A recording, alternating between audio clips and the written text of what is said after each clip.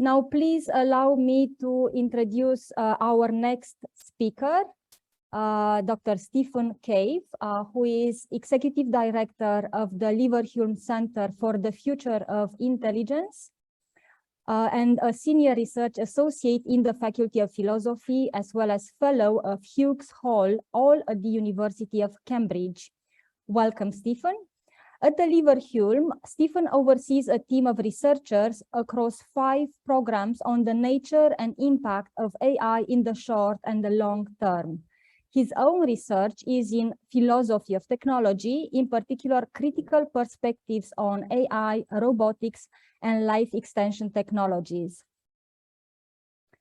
Stephen is co-editor of the 2020 monograph AI Narratives, a history of imaginative thinking about intelligent machines.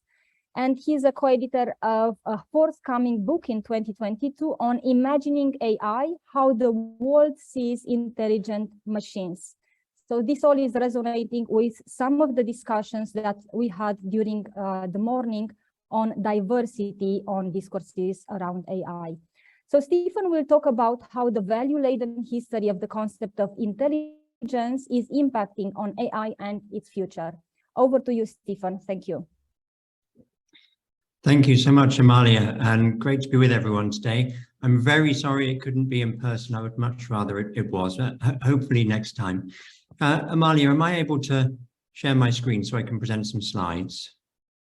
Okay, so yes, I'm going to talk about the problem of intelligence and its value-laden history and the future of AI.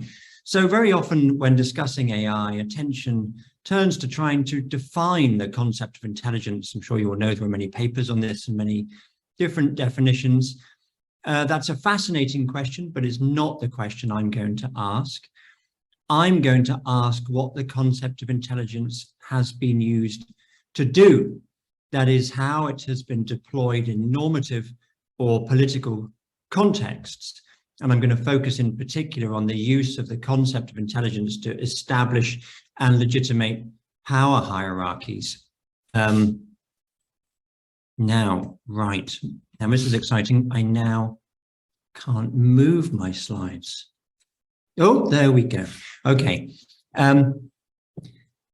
So yes, and then I'm going to ask what that legacy of the usage of intelligence means for debates about AI, and I'm going to suggest 5 possible ways in which it's shaping how we think about AI, though I'm sure there are many more. Okay, my slides have started at some random point. This is going very well, isn't it? Here we go. I don't even have that many slides, and they're not even very good. They're rubbish. I'm rubbish at the slides. Here we go. There are 2 parts to this talk. The first one, intelligence as a value-laden term, and the second one, implications for AI and society. Good. So, intelligence as a value-laden term. What does that mean? It means it's not merely descriptive. It is also evaluative. It is not neutral to describe someone or something as intelligent, but rather it has very wide-reaching ramifications for how that person or that thing is perceived, what they are permitted to do, and what others are permitted to do to them. So another way of putting it would be to say that intelligence is ideological. That is, it naturalizes and it normalizes particular socio-political power relations. This phenomena, the use of ascriptions of intelligence to legitimate power hierarchies, has very ancient roots. But the word intelligence itself is relatively new. It only came into widespread usage and it's anything like its modern meaning in the 19th century. So when tracing some of the history of the ideology of intelligence, I will mention some related concepts like mental ability or faculty of reason. And to be related in the relevant sense, a concept must fulfill 2 criteria. First, it must refer to higher cognitive faculties. And second, it must refer to a faculty that admits of degree, whether it always does or just in specific contexts, it doesn't matter. One of the crucial historic shifts in thinking about cognitive faculties over the last 150 years or so was away from the idea of a faculty that all humans possess equally and wholly. So think of the idea of the mind, for example. All humans are assumed to have a mind. Away from that and towards the idea of a faculty that some people possess more than others. So this is an idea that's existed for a very long time, but it's sort of ebbed and flowed in its importance. So in order to have a very, very brief survey of the concept of something like intelligence and its role in dominance hierarchies, we have to go back to ancient Greece. Here we go. Plato and Aristotle. In the Republic, Plato argued famously that the ideal ruler is the philosopher king, as in his view, only the philosopher is able to, work out the proper order of things. But with this, Plato thought he was doing something quite radical and launching the idea that the cleverest person should rule over the rest. Athens had, of course, already experimented with democracy, the rule of the people, but to count as a person in the relevant way, you had to be propertied and male and a citizen of Athens, but you didn't have to be intelligent. So, Plato thought he was doing something novel. And this novel idea fell on eager ears among fellow intellectuals, unsurprisingly, including, of course, his famous pupil Aristotle.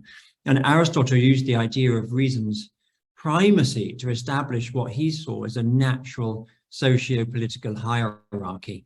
And in a notorious passage in the Politics, Aristotle explains, he says, I quote, "From the hour of their birth, some are marked out for subjection and others for rule." And what marks out the ruler in Aristotle's view is their possession of the rational element. And of course, educated men have this the most, according to Aristotle, and they should therefore rule over women, and they should rule over men whose business is to use their body, as Aristotle put it, and people who are by nature slaves, in Aristotle's view. So at the dawn of Western philosophy, we have an identification of something like intelligence, the rational element in Aristotle's term, with the European educated man, and an argument for his right, therefore, to dominate over women and the lower classes and non-human animals. So it's noteworthy that whereas Plato thought he was recommending a radical new politics, Aristotle was effectively defending the power relations that were then the status quo. What he presents is what Patricia Hill Collins calls a hegemonic ideology, one that naturalizes and normalizes hierarchical power relations. And Aristotle's doing it on the basis of mental aptitude. Now, through the Middle Ages in Europe, this was not a particularly popular view. Power was justified in other terms, such as inheritance, divine rights, and so on. And when considering someone's worth, what mattered most was not intelligence, but the Christian virtues like piety and so on, knowing one's place in society and such. But this started to change in the 17th and 18th century, a period that saw an increasing sense that the mind or reason or rationality, qualities that related clearly to intelligence, were important for the socio-political order. And there were a number of reasons for this, such as, in the US, for example, overthrowing inherited aristocracy and attempting to establish what Jefferson called an aristocracy of merit. But by far the most important reason was that this was the age of aggressive colonial expansion from Europe, an act of conquest that needed justification. And the argument offered by Aristotle that some people, because of their inferior intellect, were born to be slaves was hard to resist. And therefore we see in this period the construction of race, as in Alexander Wehelia's words, to create and maintain distinctions between different members of the Homo sapiens species that lend a superhuman explanatory ground for hierarchies. And foremost among the criteria of difference between these supposed different races was mental ability. So the implications of placement on this hierarchy were, of course, of immense consequence, because those at the bottom of the ladder were deemed mentally inferior. In the words of Rudyard Kipling, that's poet of empire, half devil and half child. They were therefore deemed unqualified to rule over themselves and their lands, and it was therefore considered by the imperial powers legitimate or even a duty, the white man's burden, as Kipling put it, to destroy their cultures and take their territories. So this perceived backwardness, intellectual backwardness, explained and justified the decimation, or in the case of some people like the Tasmanians, the complete extermination of people who were considered by the Europeans to be primitive. People who had, in the words of the Victorian cleric and defender of empire, Frederick Farrar, not added one iota to the knowledge, the arts, the sciences, the manufactures, or the morals of the world. And it's very hard to find a European or North American thinker of the 18th and 19th century who, if they said anything on race, didn't thereby assert the intellectual superiority of white people. And the only real debate was not whether this superiority was real, but whether it was cultural or biological. And of course, the idea that it was biological was politically much more attractive because it implied that white people were innately superior and that other races wouldn't be able to challenge that superiority, even if they had access to similar cultural resources. But the age of empiricism demanded numbers to support these claims. And consequently, we see in this period the development of what is sometimes called racial science or scientific racism. Although it is important to remember that it was applied not only to different races, but also to gender and class. So, we should think of this also as scientific sexism, scientific classism, and so on, operating together. And the first sustained attempt at measuring these, supposed or alleged differences in intellectual capacity was made by Sir Francis Galton in the 1860s. Well, I mean, there were previous attempts to do it by proxy through measuring the size of skulls, an enterprise that collapsed under the weight of the evidence. But Galton attempted to develop a battery of tests for mental aptitude. This is Francis Galton in the picture you're seeing. He believed mental aptitude was hereditary. His famous book, Hereditary Genius, really launched this idea. And he believed it determined people's success in life. Now, of course, as you probably know, Galton was also the inventor of the term eugenics, which he described as the science of improving stock to give to the more suitable races or strains of blood a better chance of prevailing speedily over the less suitable. And of course, he believed that the poor and marginalized were poor and marginalized because they were intellectually inferior, not for structural socioeconomic reasons. And therefore, he believed they should be discouraged from breeding. And Galton's work gave expression to the mood of the privileged classes in Britain and all around the world. And eugenics became a worldwide movement with intelligence testing as its primary tool for determining who was fit to pass on their genes and who wasn't. Now, the historian of eugenics, Philippa Levine, wrote, "Nothing was more important for eugenicists than intelligence. Intelligence was the key variable." And as the science of intelligence began to emerge in the late 19th century, it was therefore from the start instrumental to the ideologies of racism, sexism, and classism. Now, Galton's tests, those he developed, would be considered, laughable by today's standards, and they didn't look much like modern IQ tests.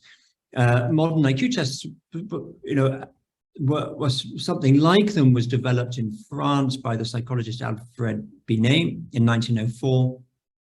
And it's around this time, the turn of that century, 19th to 20th century, that the term intelligence starts to come into more widespread usage, becomes of broader cultural and political interest, and it does so entwined with the notion of testing. But IQ testing didn't take off very rapidly in Europe, despite having advocates in the UK and France and Germany. It really took off when it crossed the Atlantic to the US. And a group of American psychologists refined Binet's test called the Stanford Binet, a test that's still used today. And this group of psychologists were all deeply sexist, deeply classist, deeply racist, and they believed that their tests would empirically demonstrate what Aristotle had asserted 2,500 years earlier, the innate superiority of the white propertied male. This is Carl Brigham from Princeton. Carl Brigham created the first SAT, which originally stood for Scholastic Aptitude Test, which, as you know, tests pupils for college readiness. And he was one of a group of psychologists involved in the IQ test's first great coup, which was to be used on recruits to the US Army during the First World War. And Brigham and others managed to test 1.75 million people. So this was the first really widespread use of the IQ test. And Brigham used the data that they collected to write his highly influential 1923 book, A Study of American Intelligence, in which he concluded, I quote, "It's possible to make a picture of the elements now entering into American intelligence. At one extreme, we have the distribution of the Nordic race group. At the other extreme, we have the American Negro. Between the Nordic and the Negro, but closer to the Negro than the Nordic, we have the Alpine and the Mediterranean," and so on. So he argued that the IQ tests clearly showed, clearly gave evidence exactly the hierarchies of intellectual capacity, in which he, of course, already believed. Belief in them was very widespread at the time. And when he developed the SAT, he was doing so, and he discussed this openly, not to ensure that all people, regardless of race or gender, had an equal chance of getting into college, which is the argument for IQ testing later in the 20th century. I mean, I took the 11+ as a child, for example. It was, a test we take in the UK to get into grammar school, and then it was argued it was giving everyone a chance, equal chance to get access to a good school, or an academically focused school. But Brigham was very open about the fact that he thought there were too many non-Nordic types getting into Ivy League universities in the US, and he thought the SAT would keep them out, which of course it did, because it was extremely biased towards certain groups. And later in life, interestingly, Carl Brigham recanted and admitted that his entire analysis of inherited racial difference was baseless. But by then, which was a couple of decades later, his work had contributed to the continuing rise of the eugenics movement, to the perpetuation of racial segregation in the US, and perhaps most significantly of all, to much stricter immigration laws, at least most significant in the US context, to stricter immigration laws, which severely curtailed the number of Eastern and Central European Jews who were accepted into the US just as Nazism was gaining its hold. So it was, of course, incredibly significant. Now, of course, the Nazis and other fascist movements really embraced eugenics. And when the horrors they'd perpetrated became clear after the Second World War, eugenics fell out of favor. But the idea of intelligence testing and the importance, the centrality of intelligence didn't go away for many decades, and was used in sterilization programs, as well as determining, what education people got, what careers they got, and so on. And of course, it would research every now and again. Some 1994 book, The Bell Curve, I'm sure you've all heard of, Intelligence and Class Structure in American Life, is highly controversial. And today, the association between intellectual superiority and right to rule and whiteness and maleness is still explicitly perpetuated in right-wing circles. But just as important, even outside of those circles, in mainstream cultures around the world, in the US, in Europe, and elsewhere, implicit biases about which peoples, what kind of people are intelligent, are still very prevalent. There are many tests showing this, in high school teachers in the US, high school teachers in the UK, the Netherlands, a recent study, and so on. So, there's a lot of evidence that these implicit biases about how different groups are differently intelligent still persist. So, in summary, the history of the science of intelligence is the history of, in Stephen Jay Gould's words, the abstraction of intelligence as a single entity, its location within the brain, its quantification as one number for each individual, the use of this number then to rank people in a single series of worthiness, invariably to find that oppressed and disadvantaged groups, races, classes, sexes, are innately inferior and deserve their status as oppressed and disadvantaged. So, now, of course, the historic use of the concept of intelligence by some people to further a particular ideology doesn't impugn the entire enterprise. I'm not saying all psychometricians are racist or sexist. I'm not saying there's no meaningful science of intelligence. I'm not taking a view on whether there is, a general intelligence or not. But what I'm arguing is that, whatever we might think of intelligence as a descriptive term or as a scientific term, it is also an ideological term, a value-laden term, and one that is implicated in a matrix of domination, and has been since its rise to widespread usage about 120, 30 years ago. Right, that was the very brief history of intelligence. So what does this all mean for thinking about AI and AI ethics? I'll suggest some ways in which this value-laden legacy might be interacting with both the development of AI and the debate about its risks and opportunities. And I will argue for 5 points. I'm sure there are many more.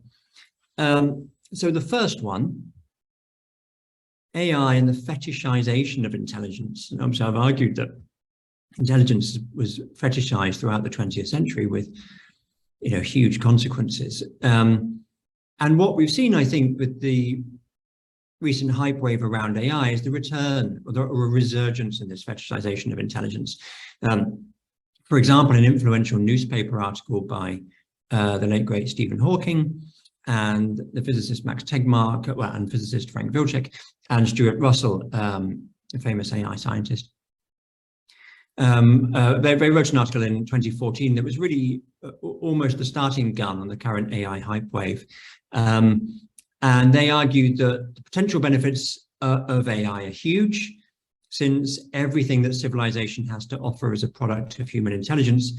We cannot predict what we might achieve when this intelligence is magnified by the tools AI may provide.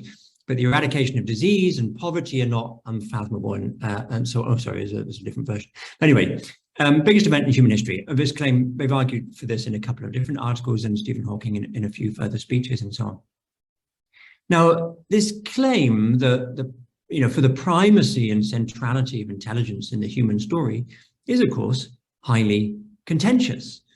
And indeed, I think at almost any point in the last couple of millennia, it would have seemed to people to be obviously false. For example, in the 18th century, industriousness and frugality were considered paramount qualities in much of Europe. Before that, as I mentioned, the Christian virtues were. In the 19th century, the moral virtues were still considered at least as important as intellectual ones. I mean, interestingly, Francis Galton, who I mentioned earlier, was the inventor of the mental aptitude test, argued in his work that a triad of qualities, mental ability being one, zeal being the other, sort of enthusiasm or determination, and hard work being the third. He thought that there was a sort of triad. The inventor of the mental ability testing thought there were at least 3 qualities that were essential to human civilization. And interestingly, he corresponded with his cousin Charles Darwin on exactly this point. And Darwin wrote, I quote, "I have always maintained that excepting fools, men did not differ much in intellect, but only in zeal and hard work." So, Galton was advocating for 3 values as sort of fundamental to human achievement, and Darwin cast doubt on whether mental ability deserved to be among those 3, which is very interesting when you think, this is a man of immense genius and himself a very close student of human nature, and his view was men didn't differ much in intellect. I mean, a comment that seems absurd now after, we've been through more than a century of fetishizing intelligence testing. But there we have it. So, of course, today, mainstream psychometricians do take intelligence testing very seriously, but they don't for a second think it's, the key to human civilization. One guide to psychometrics I have mentions in the introduction that intelligence testing has nothing to say about creativity or wisdom or personality or leadership or charisma or altruism or cool-headedness or many, many, many other things that we value. So unless we define intelligence so widely as to encompass all human talents and therefore, to become effectively meaningless, it seems false to claim that everything that civilization has to offer is a product of it. But in the light of the ideological baggage carried by the term intelligence, I would argue that this fetishization of intelligence is also harmful, as it effectively foregrounds a quality that historically has been associated with and consistently deployed to benefit one particular demographic. Which brings me to my second point, the fetishization of intelligence and its relationship with diversity. So what impact does the fetishization of intelligence have? A recent study in the US showed that practitioners in some disciplines, including computer science, emphasize the importance of brilliance more than practitioners in other fields like the life sciences, for example. And those fields that emphasize the importance of pure brilliance have fewer women and fewer Black people. And the authors of the study argue that this arises from what they, I quote, pervasive cultural associations linking men, but not women, and certain ethnicities with raw intellectual talent. Now, this impacts in particular on the tech sector. The proportion of women doing technology-related jobs in the leading AI companies in particular is notoriously low. 1 in 3 in Netflix to 1 in 5 at Google and Microsoft, and even lower in Twitter and Uber. And at the same time, there is a very strong myth of meritocracy in Silicon Valley. It considers itself a community that values only the quality of the coding. You know, the code doesn't lie, it doesn't care about your privilege. However, as the study I mentioned above shows, when a community believes itself to value only intellectual brilliance, it becomes susceptible to bias in perceptions of what kind of person possesses such brilliance. And in another study, the paradox of meritocracy in organizations, it was found that cultures that espouse meritocracy managers show consistently greater bias in favor of men than women. In other words, when you're saying only merit matters, only brilliance matters, then effectively you make your decision not on the basis of the qualifications on the paper in front of you, but on your preconceived ideas of what brilliance looks like. And in Silicon Valley, you know, it's a young man in a hoodie. You know, just think of the notorious 2017 memo in which a Google employee argued that women are not as suited to coding as men because they're less systematic thinkers and more neurotic. Cynthia Lee, a lecturer in computer science at Stanford, said in the, you know, after this memo that it summed up the background of endless skepticism that every woman in tech faces, in her words. So we can hypothesize that the current hype around AI and always well-publicized proclamations of the paramount importance of intelligence by senior members of the field are effectively perpetuating this cycle of exclusion by further fetishizing a quality that has, you know, been for 150 years explicitly linked with whiteness and maleness. So now the final 3 points I want to mention all relate to how the value-ladenness of the concept of intelligence might be shaping perceptions of the opportunities and risks of AI. The first one is about the opportunities and the latter two about the risks. So my claim number 3, AI and the mastery of nature. So we can ask how this centuries-old association between intelligence and technology and the mastery of nature could be affecting perceptions of AI in this moment of environmental crisis. The open letter that I quoted above from Hawking et al. You know, talks about, you know, it said, you know, I quote, "We cannot predict what we might achieve when the intelligence is magnified by the tools AI might provide, but the eradication of disease and poverty are not unfathomable." Of course, eradicating disease and poverty are two motivations for mastering nature and have been since, you know, the invention of science and technology. And both would require very substantial manipulation of our bodies in the natural world. Similarly, you know, others have made grand claims for AI. Demis Hassabis, the founder of DeepMind, for example, said his goal is to solve intelligence, then use that to solve everything else, including climate change and the energy problem and so on. But the presentation of AI as the solution to all our problems, it ignores a large body of literature going back at least to Adorno and Horkheimer's dialectic of enlightenment, that blames the will to technological mastery for our current environmental crisis. And critics in this tradition would argue that the belief that we can simply build better tools to master an increasingly rebellious nature is symptomatic of the kind of thinking that caused the problem in the first place. And indeed, the reality is that AI is currently contributing to the climate crisis more than it's solving it, at the moment at least. You know, one recent study showed that training a single neural network model produced 300,000 kilos of carbon dioxide emissions. These are very energy-intensive processes at the moment. So the notion that AI will further our mastery of nature and so permit us to, you know, engineer our way out of the environmental crisis could be seen as a palliative thought that undermines motivation for what really needs to be done, which is, of course, change in attitudes, changes in behavior, stopping unbridled consumption, and so on. So while some argue that the goal of dominating nature is intrinsic to the technological project in general, we can hypothesize that the close association of the concept of intelligence with this project means that a technology pitched as intelligent will be fueling this particular approach to the natural world. Now, there's a lot more to say about that, but I will move on to two of the risks that are often discussed alongside AI. First, AI and the threat to middle-class jobs.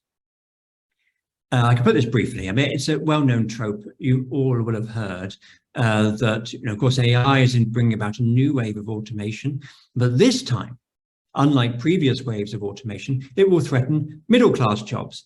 And the narrative is that this time it's skilled professionals like lawyers and doctors who need to be worried, because previous waves of automation have effectively automated brawn, and this time we're automating brain. I mean, it's artificial intelligence. And so artificial intelligence is going to do the jobs of those we consider intelligent, i.e. the jobs of the professional elite. Now, I don't want to say that such concerns have no legitimacy. Surely AI will impact law and medicine and the professions, but we can certainly ask whether the concern for the existing professional elite is proportionate. A great deal of research shows that it's much more likely to be those who are already marginalized who will be most affected by AI and data-driven technologies, not those who are currently privileged. So we should be wary of attention given to the impact of AI on the poor doctors and lawyers and consultants, as opposed to, say, the oppressed populations who are most likely to be targeted by intelligent machines when, public services are automated and so on. And my final point. An equally well-known narrative about the impact of AI is that our intelligent machines will somehow rise up against us. You've all seen the film many times, probably. And when we reflect on how the idea of intelligence has been used to legitimate dominance hierarchies, this fear becomes easy to understand. Centuries of colonialism were based on the idea that the most intelligent have a right to assert themselves over others. So of course we would then expect super intelligent machines to do exactly that. And I think this perspective helps us to understand a phenomenon identified, some years back by Kate Crawford, that, and I quote, currently the loudest voices debating the potential dangers of superintelligence are affluent white men. Well, it is, of course, exactly that group whose privileged position has for centuries been justified by their claim to superior intelligence. So they, in a sense, have the most to lose by the appearance of new entities that claim to be even more intelligent. Indeed, one might say that powerful AI creates for them a kind of dilemma. Either they give up their privileged position to the super smart machines that they've created, or they give up the ideology on which their own privilege is based. Of course, others outside of that elite, are less concerned about being oppressed by AI because they're already being oppressed by entities who claim to be superior beings. Anyway, there's much more to be said about all of this, of course, but I hope to have begun to show that critical evaluation of the concept of intelligence as one that, has a deep history and is highly value-laden can and should inform debates about the ethics and impact of AI. Thank you.